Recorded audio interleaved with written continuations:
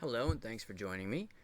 I have here the thing with a base that I had made a little diorama piece a while ago, and I wanted to add an effect that kind of made it look like his foot was stomping the ground and breaking out the concrete like this. So I'm going to show you how I did that. First, I started off with some scrap pieces.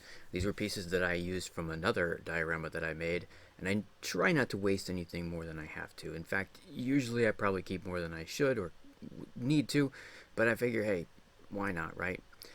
So what I'm trying to do here is cut and just make small pieces into something that I can whittle into smaller pieces.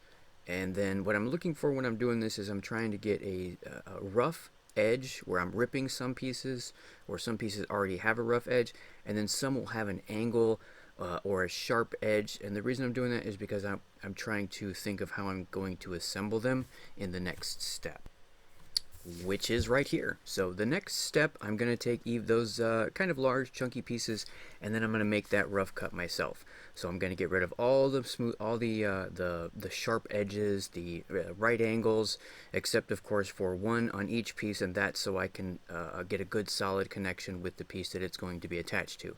I'm also thinking about sizes. You know, I want to have kind of a degrading size as it goes up in the effect. So as it goes high, they're going to get smaller. You know, maybe with one various piece that might look a little bit bigger. You know, like the first one that came out was a really big chunk. I don't know.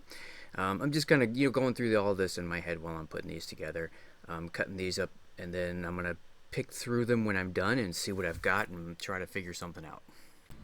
I know that sounds kind of crazy, but I actually try to let the material work for me as much as I can. So after all that, this is what I ended up with.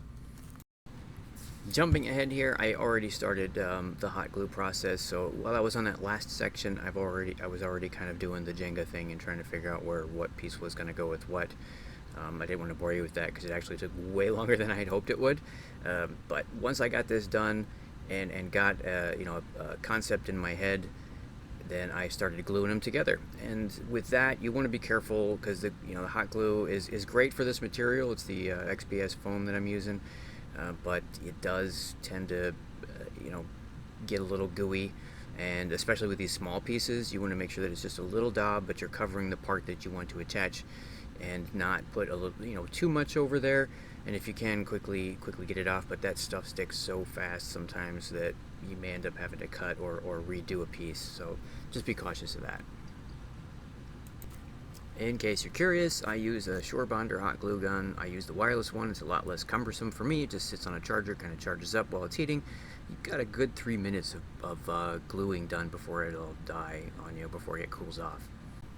And I use Gorilla Glue sticks. Alright, once it's assembled and it's all cooled off, I'm going to take a little mixture of some black paint, a little bit of water, and I've seen people use alcohol. You want to use a light content of alcohol, isopropyl maybe. This is my first time experimenting with this, so I haven't used it a whole lot, but I did use it this time, and I really liked the way it came out. It was a little bit foamy when I applied it, but it dried really well. So just keep that in mind. You want to use the right brush to not get it too bubbly. Now that I've got it mixed, you see I've got two different size of brushes there. I'm probably going to end up using 3 by the time it's done. I've got a large one to do all of the large surfaces. I've got an angled brush and then a really small brush to get into those nooks and crannies. And the idea behind that is, of course, just to get all of it painted. I want a solid coat of light black, and the reason you're doing that black with the water and the alcohol is so that it falls in between all of the cracks, because all those deviations, all those variations that you put into that work on your sculpt, or the rough edges, you want to make sure those shine. You want to make sure those pop, so you want to get that dark right in there. And there you have it. It's fully painted and ready for the next coat. Moving on, we've got gray paint, and I'm going to take it and put it in on the paper towel to rub a little bit of it off after I dip it in. The reason I'm doing that is because I don't want a heavy, thick coat.